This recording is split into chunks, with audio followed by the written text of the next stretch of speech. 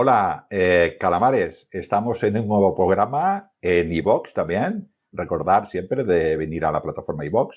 Y no sé si Sergio, ahora te pregunto y te presento a la vez. Hola, Sergio, ¿pasarás también por Spotify o no?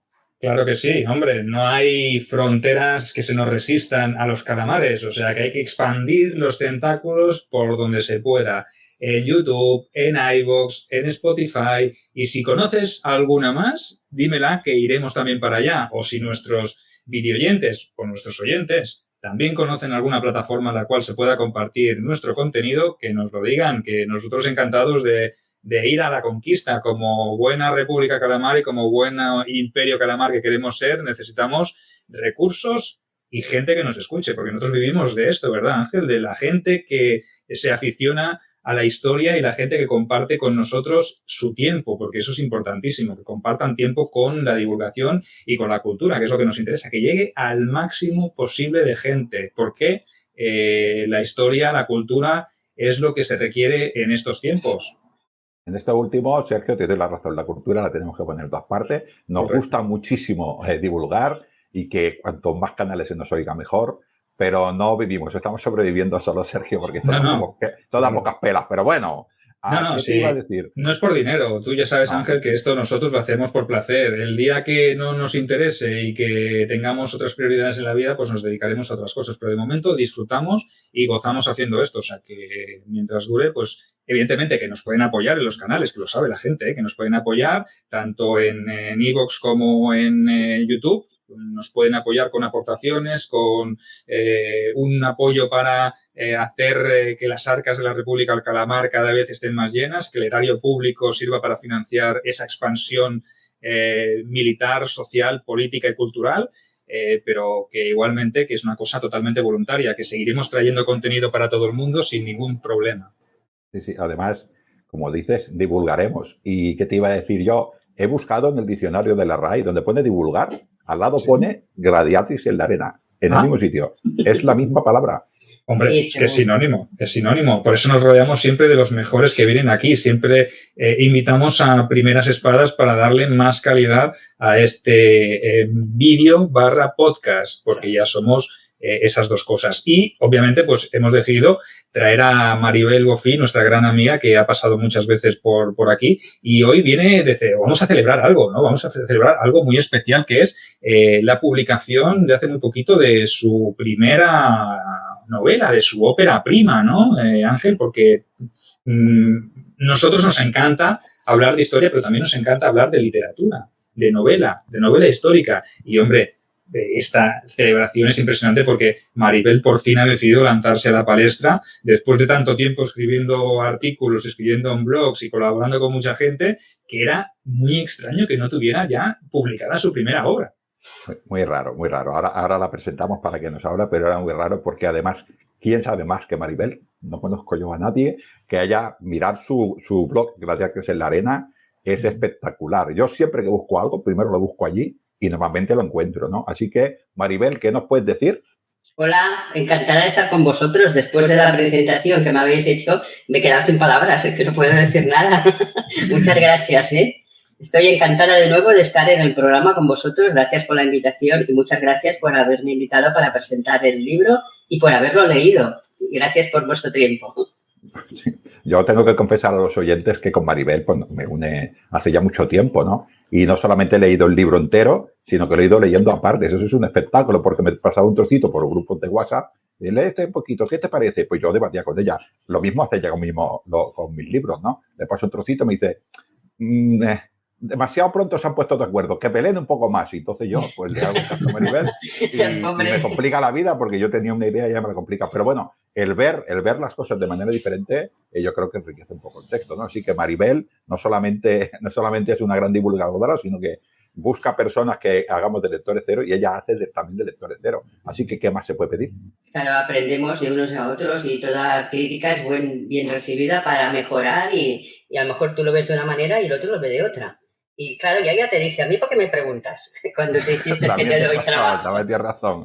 Sergio, si le pasas algo, te meten problemas, que lo sepas. No, También es verdad que es un claro. buen consejo. Bueno, hay que tener la opinión de los lectores cero, de esos lectores beta que a veces te hacen cambiar la perspectiva o el enfoque que tú tienes, porque a veces a los escritores nos pasa eso, ¿no? Que nos obcecamos con una historia o con una trama o con unos personajes y a lo mejor es tan sencillo como que alguien, alguna musa que haya por allí, llámala Maribel, llámala como quieras llamarla, te da una idea y tomas un nuevo rumbo a la trama y a la historia. Y eso es importante también, contar con un buen selecto grupo de gente que te pueda sacar de ese efecto túnel, ¿no? Porque a veces los escritores nos metemos en un efecto túnel y no vemos más allá de lo que hay a los lados del camino, ¿no? Sino que vamos en línea recta y a veces nos cuesta eso. Pues esos lectores cero pues cumplen esa función que está muy bien, ¿no? Y nos presenta Maribel Cautiva del Destino, ¿no? Esta es tu primera obra que es un cuento, tú lo has llamado cuento. Una novela corta, un cuento para empezar, ¿no?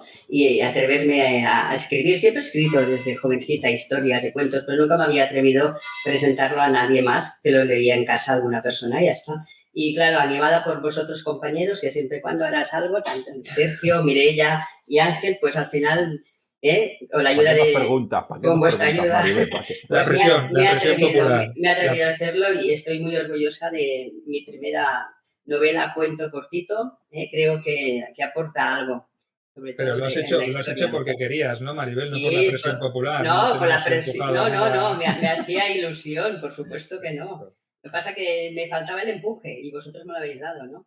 Bueno, a veces hace falta eso, ¿no? Hace falta alguien que te anime a dar el último paso y, oye, a veces esas ideas que están encerradas en la mente tienen que salir porque yo pienso que se tiene que compartir con todo el público para que todo el mundo tenga acceso a eso que corre por tu mente, ¿no? Y eso es lo que más o menos intentamos hacer todos. Y a veces de una sola idea te sale una saga de 3, de 5, de 6... Vosotros y el Ángel. La mujer de Ángel siempre me dice, le dije que escribiera un libro, lleva 7. Y tú, Sergio, también ya llevas unos cuantos, ¿eh? Bueno, pues ya tienes un buen experto en el que reflejarte. Cautiva del Destino es quizá abrir la caja de Pandora de los libros. O sea, a ver. Yo siempre he sido una gran lectora desde los 14 años que leo y he leído muchísimo y he leído a los grandes, como digo yo, de la literatura, al clásico. ¿Has leído a Sergio entonces? También, y a Ángel Portillo, por supuesto. Pues sí, la verdad es que leyendo también se aprende mucho. Y claro, a veces alguna novela alguien te ha dicho, oye, es buenísima, tal y cual.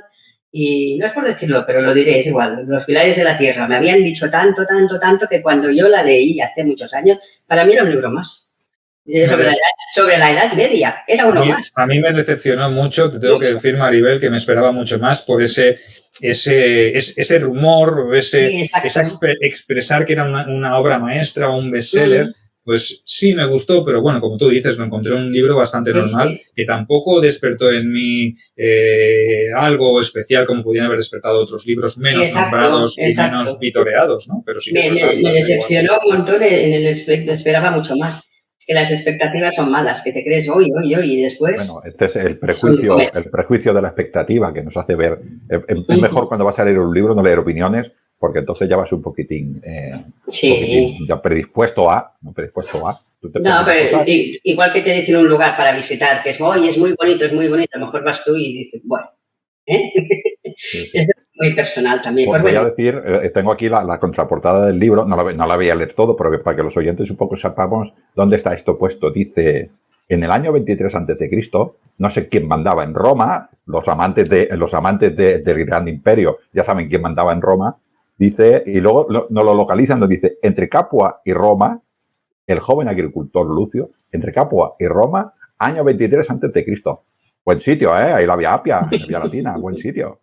Claro, es una persona que viaja y que va contando sus aventuras. Bueno, la historia transcurre en el campo y la vida del campo era muy importante en la época romana. Así que, sobre todo, los romanos eran campesinos, como bien sabemos. Ya sabéis que en su compendio, creo que era Virgilio, ¿no? ¿Quién era? Ahora no me acuerdo el nombre. En el arte de militares decía que buscaran a los soldados, vosotros que sois soldadas, perdón, no me salía el nombre, buscaran a los soldados en los hombres del campo porque son muy fuertes y aguantan todo, porque la vida del campo era una vida muy dura.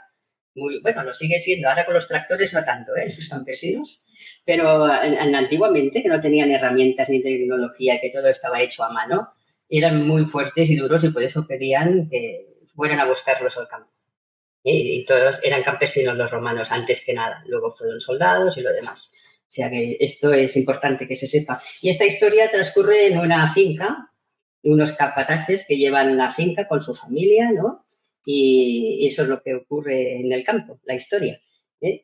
Podemos decir un poquito de Cava, ¿no? De un chico campesino. Os enseño la portada. Esta portada tan bonita me la hizo un compañero, que se lo agradezco, de divulgadores de la historia.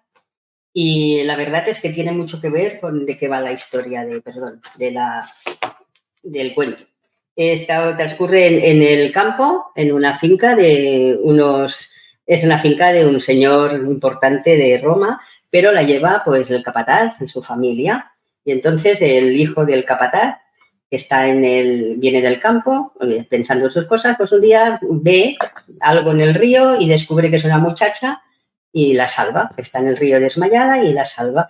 Y entonces la novela va de descubrir quién es esta muchacha, qué le ha ocurrido y cómo ha ido a parar al río. Y toda la historia que pasa de amor, desamor, aventuras. La muchacha tarda en explicar su historia, pero luego poco a poco va explicando las 1000 aventuras que le han ocurrido para llegar hasta donde ha llegado.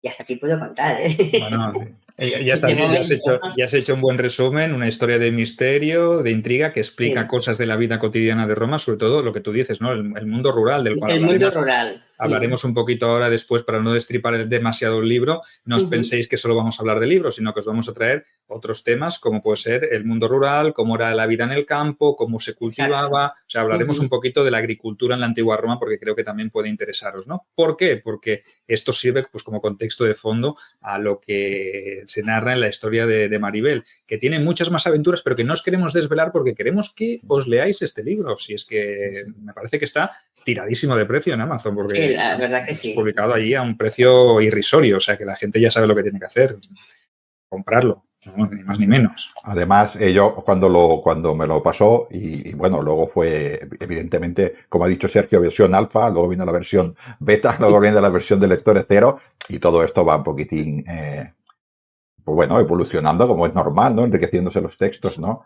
Lo que sí me gustó mucho es, sin desvelar la historia, sino la manera de explicarla, es que te explica, te deja con la gana, va a otra cosa, vuelve, y esto, Sergio, la expectativa siempre es buena. Te manda, esperas que te lo vaya a decir, pasan cosas interesantes también, luego vuelve, empieza explicando, y dice, ahora lo dice, no, vuelvo, y la esta expectativa mola. Excepto en los pilares de la tierra. Ya sé. Bueno.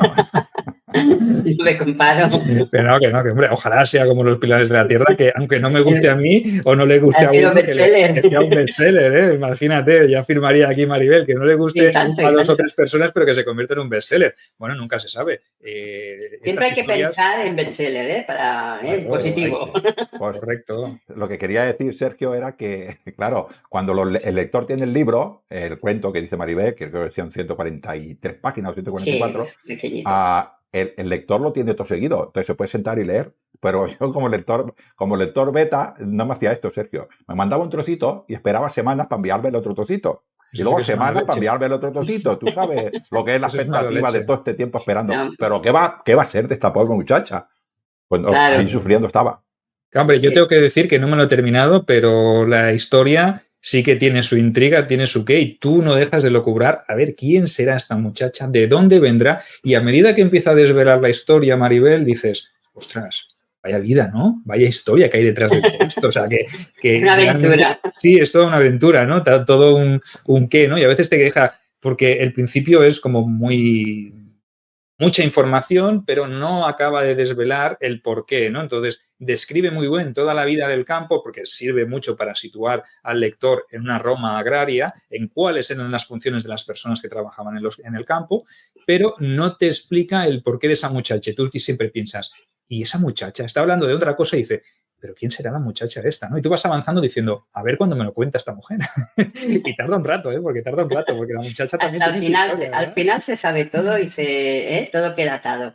Pero hasta el final hay intriga, No voy a hacer ningún anuncio, pero todo lo que sucede en Roma tiene que ver con la voluntad de los dioses. Sí, la verdad que sí. Es una historia que tiene mucho que ver con Roma. Y Roma era muy atada a los dioses. Maribel, todas. Roma Todo tiene que ver con la voluntad de los dioses. Pues Todos la los historia libros. tiene que ver con los dioses también, ¿eh? Con la vida de los romanos hasta y los dioses. Sergio, ¿Es Roma? que a veces pone otro. ¿El qué? ¿El qué? ¿Otro dios? Otro dios que no es Júpiter y compañía. Qué decepción. Bueno, como dice Ángel, esta es una frase de Ángel que dice, Roma son los dioses y los dioses son Roma, ¿no? Muy Entonces, bien, sí. esto es lo que es esta historia también, imagino, ¿no? No me la he Pues leído, sí. pero continuaré hasta el final y seguramente cuando me lo termine te daré mi feedback. Pero lo que vamos a hacer aquí, lo que vamos a hacer aquí es que para promocionar nuestro canal y para promocionar la novela de Maribel también, en la versión iVoox, que es la que estáis escuchando ahora, la que queremos relanzar porque queremos o creemos en el proyecto del podcast, vamos a hacer un sorteo de un ejemplar del libro de Cautiva del Destino. Entonces, todos los que nos dejéis comentarios, no vamos a haceros ninguna pregunta, no queremos hacer preguntas, queremos que sea más sencillo, que no os tengáis que preocupar por responder nada, sino que simplemente nos dejéis un comentario al podcast, al programa de hoy. Nos dejéis un comentario, entonces participaréis automáticamente en el sorteo de un ejemplar que Maribel os enviará firmado de su puño y letra. O sea, que eso vale su peso en oro. Y tanto, yo encantada, ¿eh? Y me gusta que no sea una pregunta que tengan que buscar. Ya está, cualquiera que hable, perfecto, para todos nuestros oyentes. Yo había pensado una, pero ya no la haré. Bueno, pues dila. A lo mejor, si es sencilla... Es muy difícil. Ahora vas a ser todo el malo. Vas a ser todo el malo de la película. Roma en el 23 antes de Cristo. Ya me lo he pensado, ¿eh? Es muy fácil. Venga, vamos a hacer eso. Como no lo hemos dicho, como no lo hemos desvelado, ni lo vamos a decir, ¿vale? Respuesta a esta pregunta. ¿Quién era la persona que mandaba en Roma en el año 23 a.C. en el momento en que sucede la trama de esta novela, de esta primera obra de Maribel, Cautiva del Destino? Venga, animaos, responded. Respuesta y comentario del programa. Eso es, correcto. Comentario y respuesta. Sobre todo queremos que participéis y entréis en el sorteo directamente de este ejemplar. O sea que una maravilla. Evidentemente, si no os toca, lo tenéis tiradísimo de precio en Amazon, porque Maribel se ha lanzado a la autopublicación, al igual que hemos hecho Ángel y yo, y ha optado pues por esa vía, por la vía de Amazon, que es quizá una manera de que, podríamos decir, sí, darse a conocer, de que tus sueños se hagan realidad, ¿no? Sobre todo como escritor, que muchas veces nos encontramos el hándicap de las editoriales, que cuesta que se publique una novela, y más cuando es una primera novela de alguien que no ha escrito nada todavía. Entonces, por eso muchos de los autores se lanzan a la palestra y se tiran a Amazon. Y luego, cuando ya ves cómo funciona todo el cotarro, pues también sigues. Pero eso es otro programa. Ya hablaremos algún día de publicación y de autopublicación y de editoriales. Hicimos uno, Sergio, acuérdate que hicimos uno que era cómo ser divulgador y no morir en el intento. Este sería cómo ser escritor y no morir en el intento. Correcto, lo haremos, no os preocupéis. Tenemos alguno que hablamos sobre ficción literaria también, como me parece con Iván de Roma Eterna, también tenemos un libro en el que hablamos de la publicación y la autopublicación. No os preocupéis, que los que estáis en YouTube, evidentemente lo podréis repescar, y los que estáis en iVoox y nos escucháis por podcast, no os preocupéis que los emitiremos, porque en este canal seguirán sonando programas antiguos de YouTube que los hemos pasado a MP3 para que los podáis escuchar. O sea que estad atentos, anotadlo en la agenda porque también sonará, iba a decir en breve, pero como sonamos cada semana, vete a saber qué día le toca. Pero bueno, estad atentos que hay muchísimo contenido. Y volviendo a este libro, bueno, dejando un poquito de lado el libro, vamos a hablar, si os parece ahora, de un par o tres de temas que yo creo que están muy relacionados con la temática de la novela, con la trama, y que, por ejemplo, podemos empezar hablando de lo que es la mujer romana como campesina, luego podemos hablar incluso de la agricultura. O sea que, Maribel, expláyate, explícanos cómo era o cuál era el papel que jugaba la mujer dentro de este mundo agrícola. Pues la mujer campesina era muy importante. Claro, en las grandes fincas, las señoras pasaban ya en la época del imperio, ya pasaban de ocuparse de las cosas del hogar y de ocuparse de las tareas típicas de la mujer. Y entonces lo delegaban. Y normalmente, pues las fincas que tenían los grandes propietarios en el campo, pues la llevaban normalmente unos capataces que se encargaban de que funcionara bien, de llevar las tierras, que estos son los protagonistas también en parte de la novela, y entonces la mujer del capataz pues estaba en las tareas. Sobre todo estaba en las tareas del campo, lo hacían más los hombres, pero ellas se preocupaban de las conservas, de preparar los alimentos, de tratar de que la casa estuviera todo limpio y arreglado para cuando vinieran los señores, de cuando tenían que algún enfermo, de cuidarlo, de cuando esquilaban las ovejas, estaban presentes, recogían la lana y luego ya pasaban a la tarea de las mujeres de hilar y de preparar la lana. Pero todo esto que parece que lo hacían los romanos, yo que estoy, la familia de mi marido son campesinos, las mujeres lo han hecho, lo siguen haciendo, porque ayudan a los maridos en las cosechas, a lo mejor van algún día al campo a recoger, pero luego se encargan de hacer conservas. Las mujeres romanas también hacían conservas, de poner alimentos en sal, que también se hacían. No es por decirlo, propaganda, pero es verdad. En mi blog de Gladiatrix tengo varios artículos de cómo se conservaba la antigua Roma, cómo se conservaba el vino, los diferentes tipos de vino. Pues esto que es de la agricultura, y aparte de que los romanos, yo cuando lo iba leyendo y estudiando pensaba, pues es lo mismo que he visto que hacen en el campo, en la familia de mi marido durante años, ¿no? Aquello de que no ha cambiado tanto, sí ha cambiado la tecnología. Pero la mujer, aparte de llevar la casa, pues mi amigo Columela, que no me gusta porque soy una mujer del siglo romana del siglo XXI. Columela, sí, por eso me he reído, porque Ángel lo sabe. El misógino como Columela. Exacto, que la mujer, si lo leéis ya lo veréis, la mujer siempre tiene que estar haciendo cosas, no puede levantarse, tiene que estar sentada, trabajando, limpiando, arreglando. Dices, bueno, pero hay muchos libros y libros no, textos de los antiguos que nos hablan de cómo era la vida de los romanos en la agricultura. Nos han dejado, bueno, incluso Catón nos ha dejado escritos de cómo había que hacer tal tipo de vino, o cómo se tenía que recolectar tal cosa, y los cereales y tal, que es decir, que era muy importante. O sea que la mujer era la que ayudaba al marido, si no de fuera, en el campo, que eso lo hacían más los hombres, se encargaba dentro de las casas de prepararlo todo. Aparte de preparar la comida, de mantener el fuego siempre a punto, de hilar, se encargaba de que las que eran ya las mujeres del capataz, se encargaban de que las esclavas hicieran sus tareas, de que todo a punto cuando vengan los señores, como he dicho, o sea que era una tarea muy importante en aquel tiempo. O sea, las señoras de los grandes, de las casas importantes, ellas no hacían nada. Lo delegaban, pero sí que se las criticaba también, porque decían, mira, fíjate, antiguamente ellas se encargaban de todo y ahora solo quieren ir de fiestas. Yo pienso, y les extrañaba.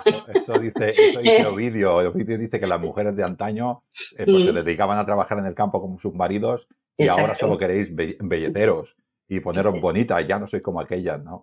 Claro. Es cierto, ¿no? Lo que estás diciendo, Maribel, no es más que entender que la sociedad romana, el hombre y la mujer, que a veces nos equivocamos en esta situación, eran complementarios en la supervivencia de una casa. En este caso, estamos hablando de una domus, ¿no? Pero a pequeña escala, un agricultor pequeñito, que si tiene su pequeña tierra, su mujer haría exactamente lo mismo a la pequeña escala de su pequeña vivienda, ¿no? Y era un complemento de la supervivencia de esa familia. Y alguna vez iban a recolectar ellas también, ¿eh? Es decir, que ya si era una pequeña propiedad, no les quedaba más remedio que los dos de estar trabajando en el tema, porque, bueno, ¿sabéis cómo era el tema esto de la agricultura, no? Bueno, yo te quería preguntar precisamente eso, ¿no? Porque aquí hablábamos de la mujer que tiene muchas propiedades, que es mujer de un terrateniente, de un noble que tiene un aristócrata, un senador. Entonces, esa persona tiene un capataz y su mujer, y por debajo tiene esclavas. Pero, ¿y si no tenían esclavas? Evidentemente, si era una familia humilde, un legionario retirado con su esposa, que obviamente tendrían sus hijos como fuerza de trabajo, pero además la mujer esta tendría que colaborar, tendría que hacer ciertas tareas que a lo mejor en otras circunstancias las haría un esclavo, ¿no? Entonces, eso también implicaba que la mujer se tuviera que implicar en tareas, ¿no? Sí, se implicaba. Igual que en los negocios también estaba ayudando para vender cosas, también vendían. Pues bueno, empecemos un poquito por la agricultura. Por ejemplo, para Virgilio, que siempre decía que un buen campesino era aquel que tenía el campo bien cuidado y las herramientas bien preparadas, en perfecto estado. Luego tenemos a Juvenal, que siempre decía que ganemos con el arado el pan que nos llevamos a la mesa. No todo el mundo podía hacer el mismo, el cultivar el trigo y hacer su pan. Esto lo veremos. La población en la época del imperio, como ya sabéis todos, era muy pobre y vivían en el campo. Vivir de la agricultura era muy duro y en esta época, como antes hemos comentado, pues había que ganarse con esfuerzo la existencia, que era muy precaria. O sea, el sustento, era muy precaria la vida. Como hemos comentado también, creo antes, que Vegecio explicaba en su compendio que de la técnica militar, que los más robustos soldados eran los que estuvieran en el campo, que eran hombres que estaban preparados para todo. Claro, yo os hago una pregunta, ¿es lo mismo tener tierras que ser agricultor? ¿Verdad que no? Claro que no. No. Por supuesto, es muy diferente. Había 4 grupos de personas que se relacionaban con las tierras. Había los grandes propietarios, que es lo que hemos comentado, luego los medianos y pequeños propietarios, y luego estaban los esclavos y los jornaleros o colonos. Claro, ¿qué pasaba? Que solo los medianos y pequeños propietarios cumplían con eso que hemos comentado de que ellos mismos se cultivaban su grano y se hacían su pan, pero los demás, pues no era así. Claro que estaba repartido de esta manera. Solo los medianos, que hemos dicho, los medianos y pequeños propietarios eran los que pagaban los tributos al Estado, porque aunque la mayoría vivieran en el umbral de la pobreza, les quedaba poco. Tenían que pagar los tributos y, claro, al final se tenían que empeñar. Cuando había una mala cosecha, ¿qué les ocurría a esta gente? Que tenían que pagar sus impuestos. Pues si había una mala cosecha, como ya sabéis, tenían que endeudarse, pedirle a los grandes propietarios que les dejaran dinero, que ya les pagarían y al final acababan perdiendo sus tierras, como muchas personas. Pero esto no ha sido hasta muchos siglos después, ha ocurrido hasta muy entrada ya el siglo XX que ha pasado esto, que se lo quedaban. Luego, ¿qué pasaba con las tierras que había que se quedaban, las tierras conquistadas? ¿Cómo iba el tema del campesino? Vosotros también lo sabéis, ¿no? Esto. Roma, no olvidemos que era un pueblo campesino. ¿Qué pasaba con las tierras conquistadas? Pues normalmente en Roma se quedaba 1/3. Y dicen que 2/3 los alquilaban a los supervivientes o a la gente que vivía en esas aldeas o en esos sitios, no sé cómo llamarlo ahora, ¿no?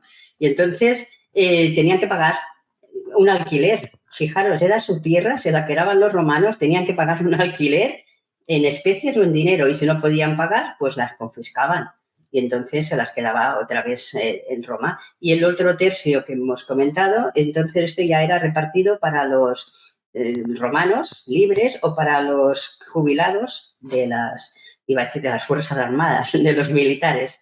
Eso es lo que ocurría. Maribel, pero había también el tema de las expropiaciones forzosas en tiempos críticos, sobre todo cuando se jubilaban masivamente legionarios y veteranos, lo que hacían eran esas tierras donde ya estaban alquiladas o donde ya tenían sus propietarios pequeños y sobre todo medianos propietarios, pasaban a tener que ser expropiados a cambio de nada. Y esa población que se quedaba sin nada porque esas tierras se entregaban a legionarios veteranos, esta gente se tenía que buscar la vida en la ciudad y es cuando empieza a aparecer ese proletariado de ciudad que empieza a dar ciertos problemas, ¿no? Esos años finales de la República con los Graco, con Cayo Mario y Saturnino, que hemos hablado muchas veces, ¿no? El reparto de tierras, ¿no? Que genera unas crisis políticas brutales, ¿no? Y sociales, que estamos hablando de que Roma se abastecía de tierras. Es que hemos dicho, una república o un imperio que está forjado en base a la fuerza de trabajo y al trabajo de la tierra, necesita eso. Por eso era una máquina constante de conquista, porque necesitaba tierra, ager públicos a sacos, ¿no? Y luego ahí venían todos los problemas de repartos de tierras, ¿no? Como bien has explicado. Sí, era así. Y decían, ¿y qué les pasaba a los que se quedaban sin las tierras? Pues bueno, eran jornaleros o algunos acababan siendo esclavos y luego otros pues emigraban a Roma y luego es cuando vino que la gente iba a Roma para buscarse la vida, malvivir y bueno, ya sabéis cómo qué pasó con Roma, que había demasiada población que venían de los... exacto, Pero claro, si les quitaban las tierras, yo siempre lo he pensado, y eso ya es un comentario mío, ¿quién las cuidaba? Porque les quitaban entonces, ¿qué? ¿A base de esclavos o de...? Claro, ¿no? Cuando Roma se empezó a expandir, sobre todo siglo II, para que nos entendamos, antes de Cristo, que los esclavos eran muy abundantes, pues los suplían directamente con esclavos. Eso fue lo que, como ha dicho Sergio, es la perdición de todos los campesinos pequeños, porque ya a los grandes hombres no les hacían falta jornaleros. No les hacía falta gente que trabajara las tierras, ya tenían los esclavos, los jornaleros todos a Roma. No claro, los jornaleros sí, o sea, lo que has dicho tú, yo tengo que pagar impuestos, tengo 3 años de sequía, no tengo dinero, se lo pido a un rico. Como tengo 2 años de sequía, pues he perdido mis tierras, pero yo me quedo en mis tierras trabajándolas, como jornalero. El rico es el que se lleva la riqueza, yo no. Pero cuando vienen esclavos, a mí me echan de mis tierras. Sí, claro, les interesaban más los esclavos y a ellos los echaban y por eso tenían que emigrar, que hemos dicho así. Por eso Y pasó ya que lo que metemos pasó. el tema de los esclavos, que lo hemos nombrado en alguna ocasión también, ese sobreexceso de guerras para conseguir tierras provoca un sobreexceso de población esclava. ¿Y qué pasa También. cuando tú provocas un sobreexceso de población esclava? Que cuando todos se ponen de acuerdo un día, te montan una guerra servil en toda regla, o te montan dos o te montan tres. Entonces, Espartaco, ¿no? correcto. Entonces, lo que pasó en Sicilia, lo que pasó luego con Espartaco, más todas aquellas que las fuentes romanas seguramente no han recogido, pero la población esclava era de tan superior en número que si se hubiesen puesto todos de acuerdo un día, hubiesen conquistado la República Romana Sí, sí. en un plis, ¿no? O sea que... Había un peligro sí, muy grande que no se daban cuenta, correcto. los romanos, pues esto era un peligro.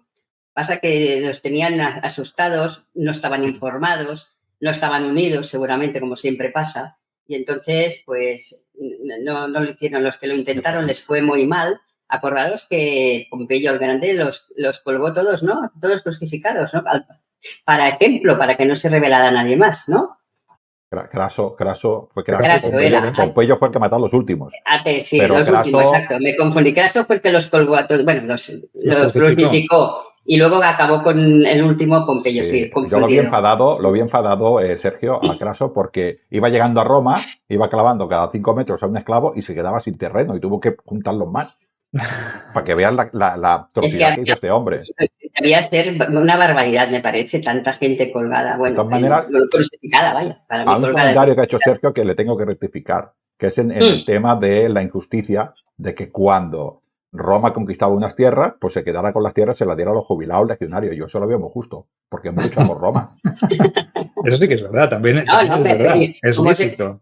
Pero expropiar a otros ciudadanos también libres para dárselas a los veteranos, eso es lo que hacen los generales que tienen esas superlegiones que son mega leales, ¿no? Que tienen que recompensar a todos esos hombres que han luchado y han sangrado tanto tiempo por ellos, ¿no? Entonces, si tengo que expropiar, expropio. Ahora, lo que pase después con esa gente que he echado ya es problema de otro, ¿no? En ese sentido, claro, evidentemente, pero bueno. Bueno, también estuvo en la época, creo que era el año 218, si no recuerdo mal, antes de Cristo, que hubo la ley esta de la ley Claudia, sí, creo recordar, que se obligaba a los propietarios a explotar la tierra y no hacer otra actividad.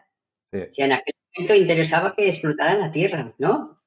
Para que el hombre quedara atado a la tierra, era lo que habla esta ley. Y entonces, claro, estaban obligados a explotar las tierras, no dejar las tierras. Yo tengo aquí 20 terrenos y no los cultivo. No, estaban obligados a cultivarlos. También pasó esto.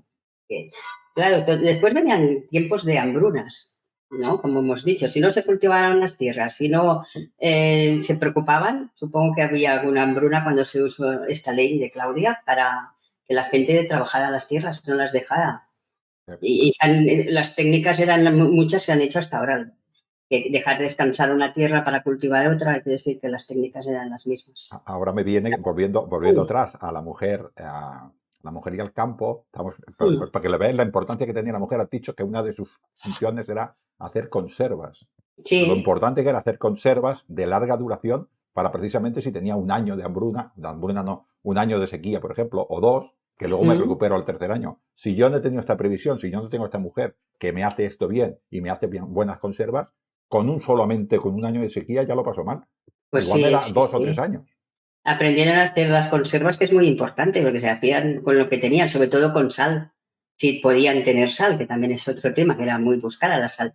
Hacían con especies, con sales, con aceites, se preparaban. Hay cosas que aún hacen en los pueblos, que hacen carne con aceite, que las conservan, y esto ya se hacía en época de los romanos. O sea, que cuando yo visito los campos, soy muy curiosa y miro qué hacen las payasas, ¿no? Campesinas. Pero ahora somos muy cómodos, ¿no? Que tenemos las neveras, los frigoríficos y podemos conservar, pero hay que focalizarlo todo desde el prisma de aquella gente que no tenía ningún método de conservación en frío, sino que lo tenían que hacer con salazones, con todo tipo de conserva para que el producto se mantuviera durante un año o 2 años, ¿no? Entonces, secándolo, lo dejaban secar, claro. Lo dejaban, ¿sabes? Aquí los higos secos, que viene ya de esta época, que había higos en Roma también. Pues quiero decir, los higos secos, el vino a veces se les agriaba porque le habían que poner especies y tal.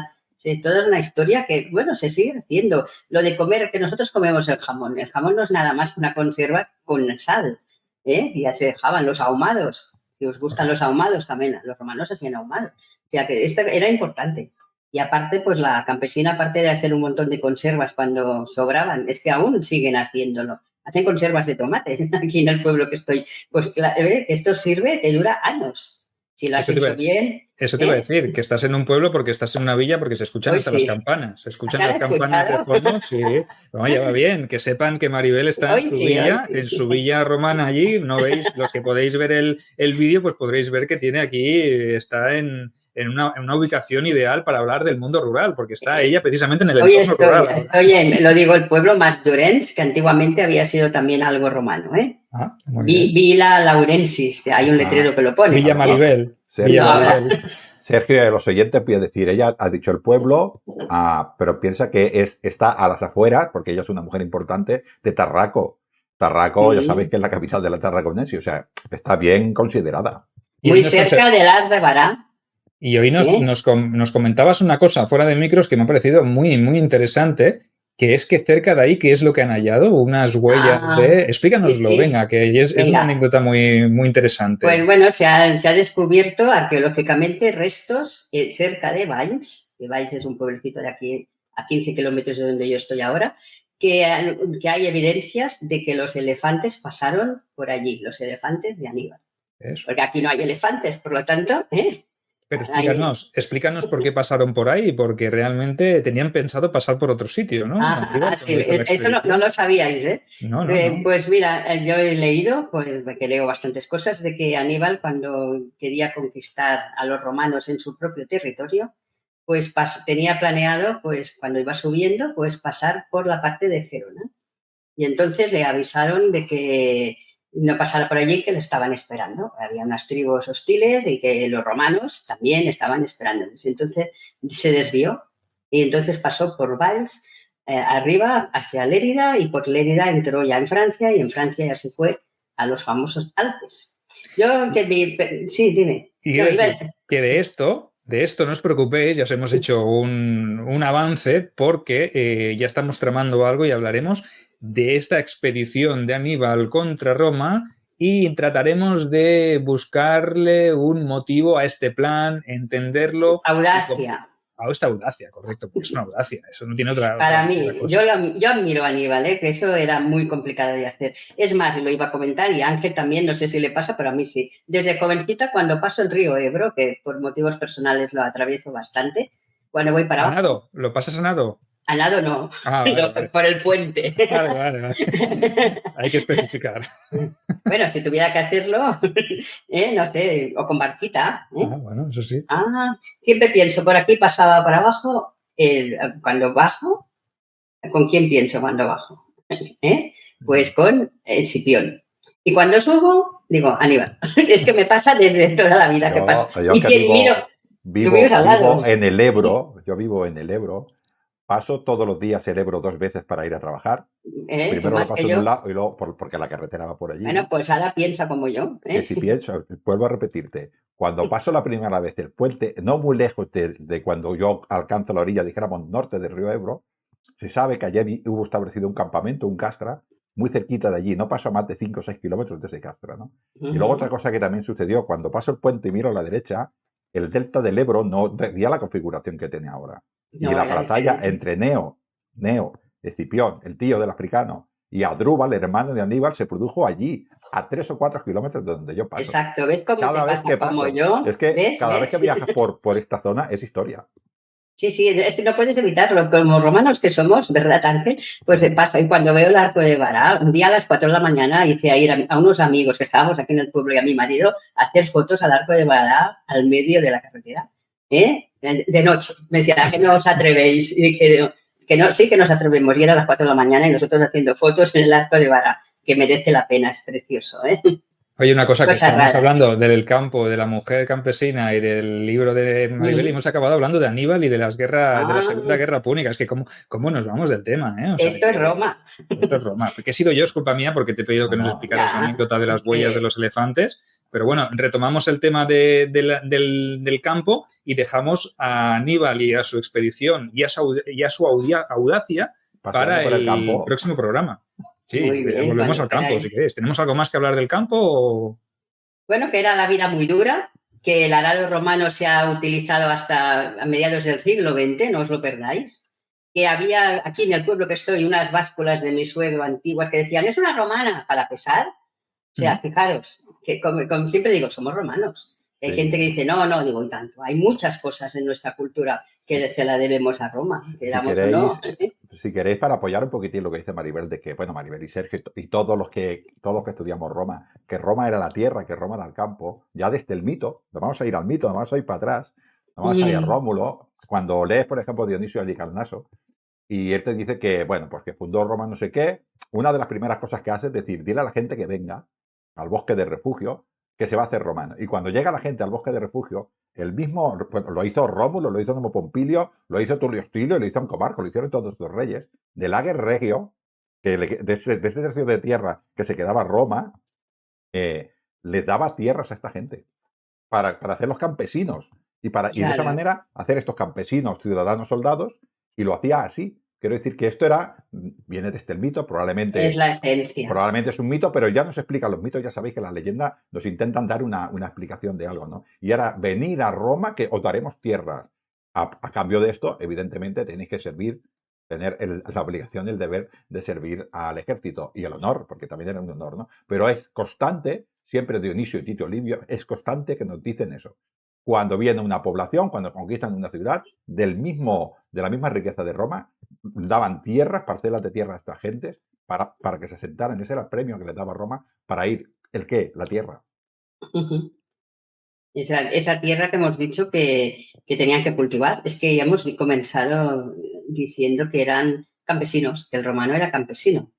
Luego se hizo soldado y luego de aquí pues se fue ampliando. Claro, y como hemos comentado, cuando dejaban el campo iban a la ciudad y ¿qué hacían en la ciudad? Malvivir, sí, además, delinquir, y luego algunos se montaban en los gremios, ¿no? Intentaba aprender, entrar si podía y montaba su negocio. Sí, creo que esta reflexión ya la hemos hecho Sergio y yo, no me acuerdo muy bien en qué programa, sí, pero seguro. Creo que era con la evolución del ejército romano, no me acuerdo muy bien, pero creo que en estos programas era muy curioso que ese campesino soldado que tenía tierras y servía al ejército, perdió las tierras, se fue a la ciudad y su hijo, cuando se hizo profesional con Mario, al acabar del ejército pedía tierras otra vez. O sea, pierdo las tierras para que luego me las vuelvan a dar. Es curioso. O sea, para volver otra vez a la tierra. No, si ¿os acordáis la película de Gladiator? Él que dice que quiere volver a su casa, a su tierra y cultivar su campo.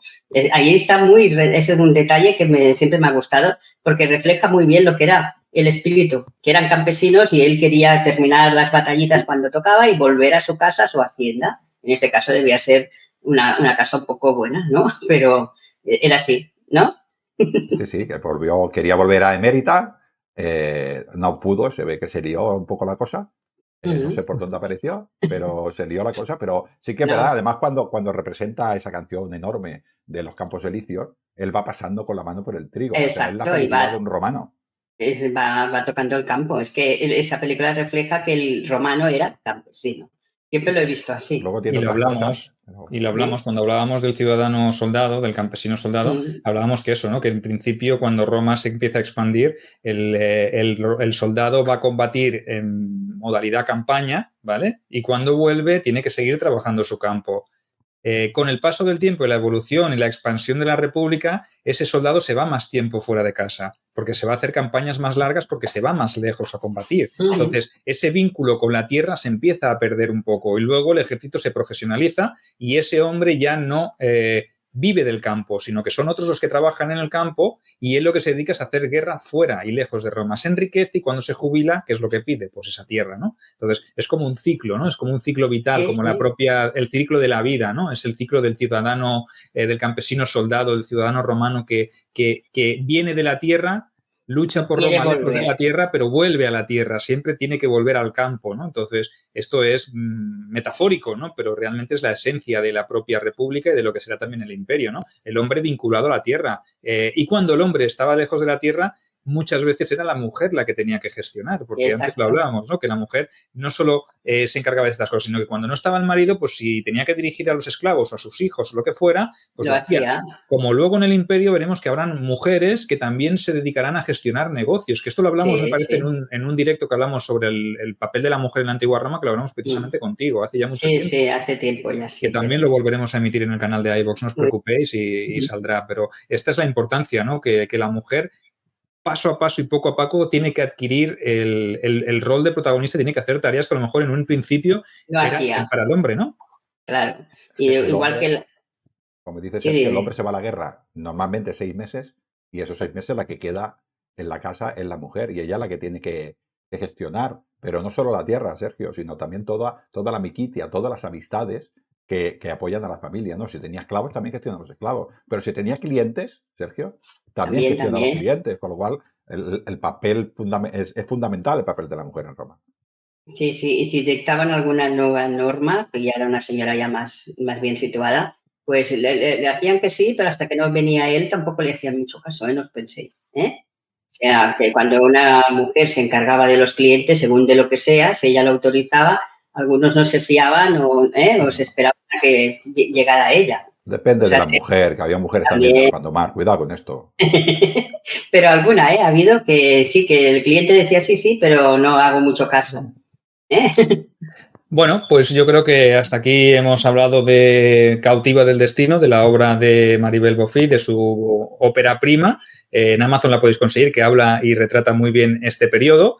Hemos hablado también de la mujer en el campo, del papel de la mujer en el campo, del vínculo también del ciudadano romano y del campesino al campo y de la importancia de la agricultura dentro de la República y del Imperio, ¿no? Este ideal, este círculo o este ciclo que os hemos nombrado, y también hemos hablado incluso de Aníbal, o sea, que no os lo perdáis. Este programa tiene un poquito de todo, ¿no? Sabed que está disponible el concurso para participar en el sorteo del ejemplar en iVoox, simplemente para iVoox, del ejemplar de Cautiva del Destino firmado por Maribel. Y tenéis que responder a esa pregunta que Ángel quería que respondierais, que es ¿quién gobernaba Roma, quién dirigía Roma en el año 23 a.C.?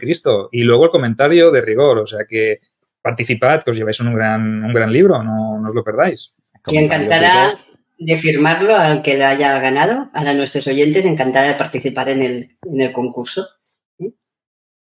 Ángel, ¿qué querías decir? No, que digo que hicieran el comentario en el canal de iVoox, no en Correcto. YouTube, en iVoox, que es lo que vamos, lo que estamos ahora poniendo, intentando potenciar, ¿no? A Sergio siempre pasa lo mismo, ¿entiendes, no? Que donde dice el refrán que detrás de un gran hombre hay una gran mujer, en este caso detrás de 2 grandes hombres hay una gran mujer, siempre. Siempre contamos con Maribel, que es nuestra escudera. Tenemos aquí la tenemos siempre dispuesta, que volverá a venir, no os lo perdáis, porque hablaremos de Aníbal, como os hemos dicho, y de muchas más cosas que tenemos en cartera y que irán sonando tanto en iVoox como en el canal de YouTube de Sergio Alejo Gómez, tanto como en el de Lignum en Roma de Ángel, que también lo podéis encontrar aquí en iVoox y donde Maribel también participa muy a menudo, o sea que... Sergio, son y cuarto, que ha sonado una campana. Sí, ha sonado la campana. Quiere decir que hay que cortar, que llevamos un buen rato ya grabando. Un placer estar con todos vosotros una vez más. Muchas gracias. El placer es nuestro, Maribel, y nada, suscribíos a todos los canales que os hemos dicho, iVoox, Calamares a Romana y Lignum en Roma, y a Sergio Alejo Gómez en YouTube. Y pues no, Ángel. Y visitad Gladiates en la Arena. Eso es importantísimo. O sea, que tenéis trabajo y ahí tenéis muchísimo contenido. Sed felices, Calamares, y hasta la siguiente entrega. Cuidaros mucho. Y luchar por vuestros sueños. Eso es, siempre.